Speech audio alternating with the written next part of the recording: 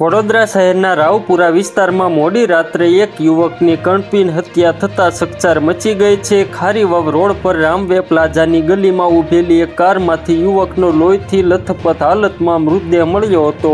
મોડી રાત્રે બનેલી આ લોહિયાળ ઘટનાને પગલે લોકોના ટોળે ટોળા ઉમટી પડ્યા હતા. બનાવની જાણ થતાં ઉચ્ચ પોલીસ અધિકારીઓનો સહિતનો કાફલો ઘટના સ્થળે દોડી ગયો હતો.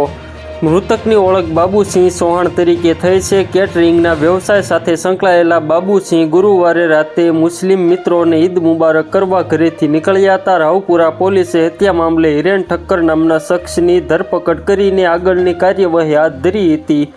પોલીસ ફરિયાદ મુજબ કેટરિંગના ધંધાની જૂની અદાવત અને રાત્રે થયેલી ઉગ્ર બોલાચાલીમાં હિરેન ઠક્કરે બાબુસિંહની હત્યા કરી નાખી હોવાની શંકા છે. હત્યા કર્યા બાદ ઘટનાને સામાન્ય માર્ગ અકસ્માતમાં ખપાવવા માટે કારને થાંભલા સાથે ભટકાવી દેવામાં આવી હોવાની પણ આશંકા વ્યક્ત કરવામાં આવી રહી છે. ઈદ મુબારકના નામે યોજાયેલી મહેફિલમાં બંને ઉપરાંત અન્ય કેટલાક લોકો પણ હાજર હોવાનું માનવામાં આવી રહ્યું છે. આ ઘટનામાં વડોદરાના એક બહુચર્ચિત અને પ્રભાવશાળી વ્યક્તિનું નામ પણ ચર્ચામાં હોવાનું કહેવાય રહ્યું છે.